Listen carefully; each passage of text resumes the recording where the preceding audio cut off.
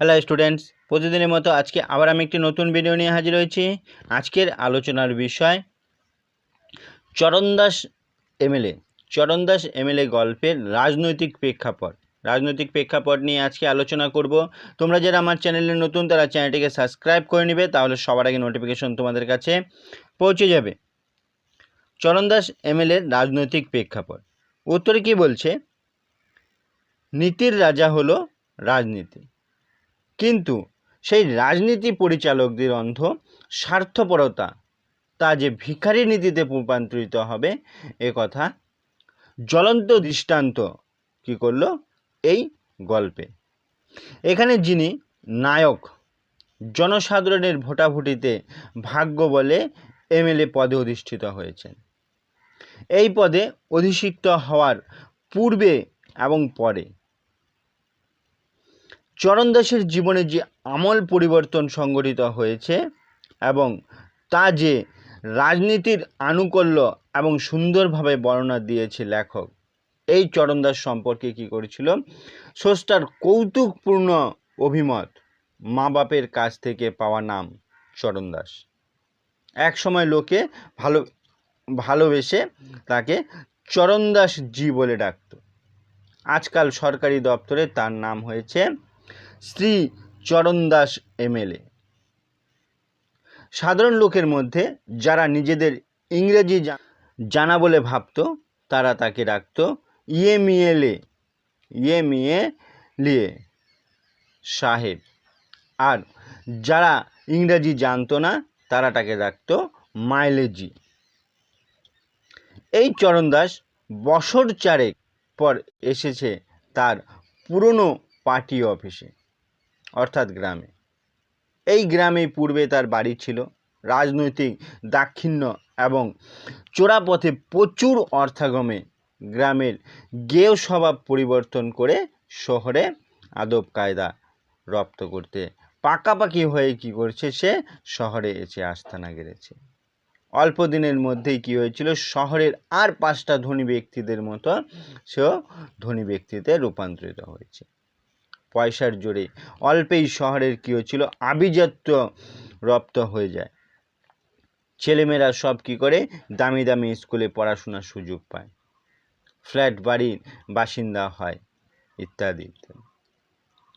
বছর চারেক পর হঠাৎ শহর ত্যাগ করে চরণদাসের পদচিহ্ন পড়ে আবার তার এই জন্মভূমি, তার এই গ্রামে।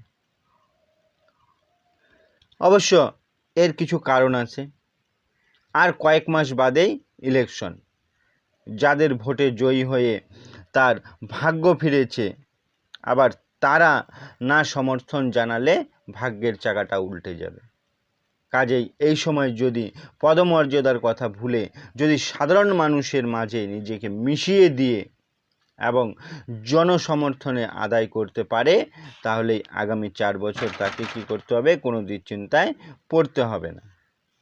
অর্থাৎ আর যে কটা দিন বাকি আছে ইলেকশন হতে, এই কটা দিন কিন্তু দিন কাজে লাগাতেই হবে চরণদাসকে। আর এই কারণেই তার গ্রামে আগমন ঘটে। কিন্তু চরণদাস যে সংকল্প নিয়ে গ্রামে এসেছে তা কিন্তু গ্রামের মানুষ বুঝতে পেরেছে। কারণ 4 বছর আগে এখানকার মানুষজন তাকে নিয়ে কত আদর কদর সম্মান প্রদর্শন করত। কর্মসূত্র নিয়ে তাকে শহরে যেতে হয়েছে। তার ফলে কি হয়েছিল, গ্রামের খেটে খাওয়া মানুষ যারা ছিল তারা কিন্তু এই চরণদাসকে আস্তে আস্তে ভুলতে বসেছে। বড় আশ্চর্যের বিষয়, আগে যারা তাকে দেখলে তাকে ছাড়তে চাইতো না, কথার হাসি গল্পের ফোয়ারা ছোটাতো, আজ তারা কেবল কাজেই চলে যাচ্ছে। অবশ্য চরণদাসও স্বীকার করেছেন এই কথা, তার এই ত্রুটি আছে। বিগত ইলেকশনে যে গ্রামের মানুষের বহু প্রতিশ্রুতি দিয়েছিল, কিন্তু ইলেকশন জেতার পর যে প্রতিশ্রুতি সে রাখতে পারেনি। হতে পারে এখন সে প্রত্যক্ষ রাজনীতিবিদ, ভোটের আগে কল্পতরু হয়ে যায় আর ভোটে জেতার পর সব ভুলে যায়। কিন্তু চরণদাস একটা বিষয় বিশেষ অবাক হয়ে যায় যে মূর্খ গ্রামবাসীরা এই সরলতা হারিয়ে এত বুঝতে শিখল কিভাবে। চরণদাসের কাছ থেকে তারা যে বঞ্চিত হয়েছে, তার যে আচার আচরণ জানানোর কৌশল রপ্তানো করছে, তারা এটা জানলো কিভাবে। কিন্তু এমন এক সংকটময় পরিস্থিতিতে মাথা গরম করলে চলবে না। এমএলএ হয়ে হয়তো চরণদাস কি হয়েছিল, পক্ষে এই সকল গ্রাম্য মানুষের আচার আচরণ সহনীয় নয়, তথাপি কয়েকদিনের জন্য এই সবই তাকে মেনে চলতে হবে, মনে ঠাঁই না দিয়ে যাতে তার উদ্দেশ্য সফল সেই দিকেই তাকে লক্ষ্য রাখতে হবে। চরণদাসের সাহায্যে সবার সঙ্গে থেকে আলাপ জমাতে থাকে। গ্রামের মানুষও বুঝে নিয়েছে চরণদাস কেন আগমন এবং কেন এত মিষ্টি ব্যবহার। তবে তারা যে আর চরণদাসের মিথ্যে স্তূপ বাক্যে ভুলছে না এটা ভেবে নিয়েছে। কিন্তু চরণদাসও কি ছাড়বার পাত্র নয়।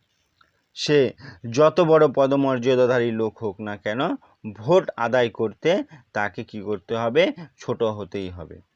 তাই মুখে হাসি নিয়ে বারবার গ্রামের মানুষের কাজে গিয়েছে, মানুষের দাঁড়ে দাঁড়ে ঘুরতে শুরু করেছে। চরণদাস কর্মপথে কি হয়েছিল, বাধা হয়ে দাঁড়িয়েছে এক মৌলবী সাহেব, যিনি জনগণনার কর্মী হয়ে সরকারি নির্দেশে এই গ্রামে এসেছেন। নিয়ম অনুযায়ী যত বড় পদমর্যাদাধারী লোক হোক না কেন, এই শ্রেণীর সরকারি কর্মচারীদের নিকট সঠিক পরিচয় দাখিল করতে সে বাধ্য। চরণদাস এতে নারাজ, মৌলবী সাহেবও এতে ছাড়বার পাত্র নয়। উভয়ের হাতাহাতি হবার উপক্রম হয়।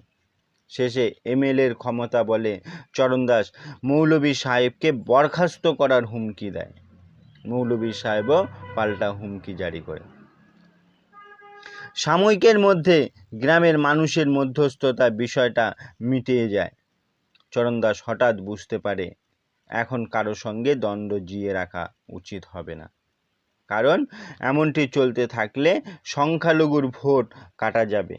তাই দ্বন্দ্ব মেটাতে পরদিনেই কি করে, চরণদাস সেই মৌলবী সাহেবের বাড়িতে হাজির হয়।